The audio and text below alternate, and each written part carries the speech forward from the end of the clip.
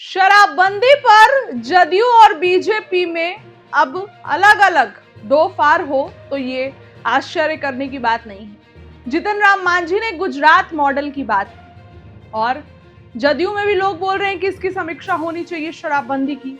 तो अब जीतन राम मांझी के बातों पर नीरज कुमार चिल्लाने लगे हैं, अपनी ही सहयोगी पार्टी को पर बड़ा बयान दे रहे हैं और उन पर चिल्लाते नजर आ रहे हैं नीरज कुमार। देखिए, बिहार में नीतीश कुमार का फैसला था शराबबंदी 2016 में 1 अप्रैल को शराबबंदी लागू की गई। उसके बाद महिलाओं की तरफ से काफी ज्यादा अच्छा रिस्पांस मिला। फिर 5 अप्रैल को पूर्ण रूप से शराबबंदी कर दी गई। इसके बाद से आज तक बिहार में शराबबंदी है। शराब पीना इलीगल कहा जाता है, लेकिन फिर भी लोग छिप छिप के पीते हैं और जहरीली शराब से उनको नुकसान होता है, ऐसा सत्ता पक्ष में ही बैठे लोग कह रहे हैं। तो शराबबंदी पर नीरज कुमार का ऐलान हो गया है, कब से खुलेगा, क्या कह रहे हैं और चिल्ला किस पे रहे हैं, सुनिए नीरज कुमार की बातों को कि क्या कुछ कह रहे हैं। शराबबंदी की सामाजिक समीक्षा की, दूध के रक्षा के बाद पिलाई के, शराब की कंपनियों में जिसकी पूंजी लगी हुई है और हम लीगल नोटिस करेंगे इसको। जान छोड़ने वाले हम लोग नहीं हैं।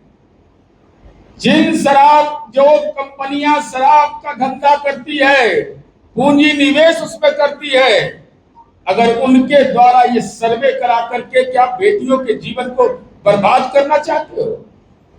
क्या महिलाओं के जीवन में कोलाहल पैदा करना चाहते हो?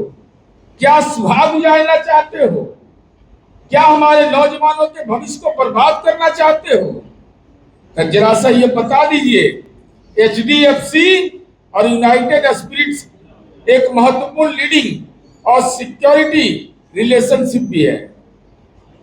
विजय माल्या की कंपनी मैकडवेल ने HDFC बैंक से के लिए लोन के संबंध में यूनाइटेड स्पिरिट्स के शेयर्स प्लेज किया था उसके साथ। ये सब तथ्यात्मक बातें हैं। क्या शराब की कंपनियों को यह अधिकार है कि बिहार में शराबबंदी के सामाजिक आर्थिक उसके जो पहलू है उसकी जांच करे, उस पर रिपोर्ट जारी कर रहे हैं, ज्ञान दे रहे हैं? ज्ञान किस बात का दे रहे हैं?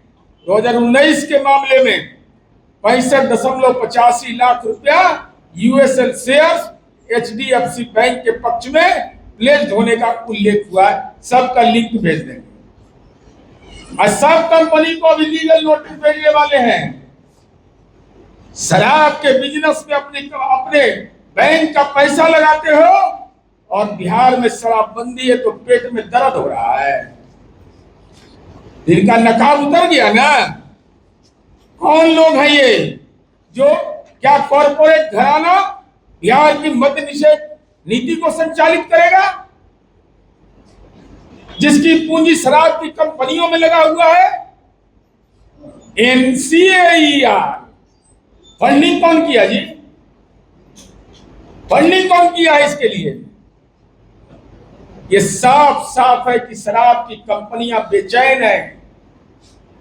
जो इन्वेस्टर है शराब की कंपनियों में, अब उनका पूंजी डूब जाए, इससे हमारा क्या लेना देना है?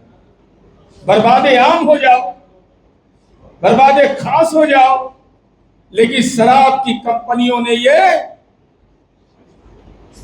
सर्वे में अपनी भूमिका निभाई, ये मेरा सीधा आरोप है। तो कॉर्पोरेट घराना बिहार की मद्य निषेध नीति चलाएगा।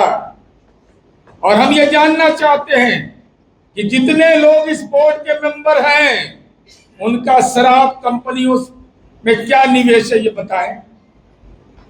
लीकर कंपनियों में कितना आपने निवेश किया है? फिर शराब कंपनियों की इन कंपनियों में क्या निवेश है? दोनों का एक दूसरे से परस्पर रिलेशन है।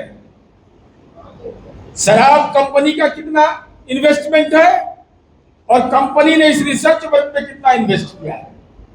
ये दोनों एक साथ जुड़ा हुआ है। 3 दिन से चिख बो मचा रहे हैं। 99 पेज का रिपोर्ट है और कोई चर्चा नहीं है। सेंटर स्टेट रिलेशन से लेकर के बिहार के ग्रोथ पर है। एक पेज का तबीयत ठीक हो जाता है। कौन धार्मिक ग्रंथ है जारी करो जिसमें लिखा हुआ है कि शराब पीने से ईश्वर महादेव प्रसन्न हो जाते हैं, अल्लाह प्रसन्न हो जाते हैं। कहाँ लिखा हुआ है कि ईसा मसीह प्रसन्न हो जाते हैं, गुरु गोविंद सिंह प्रसन्न हो जाते हैं, गुरु नानक देव प्रसन्न हो जाते हैं? ये शराब की कंपनियों ने बिहार के सामाजिक माहौल को बिगाड़ने की कोशिश की। अब कुछ लोग तो ज्ञान के चंदू खाने में घूमते हैं, मिला मौका नहीं कि शुरू हो गए, तब फेरा में पड़ गए। माफी मांगो।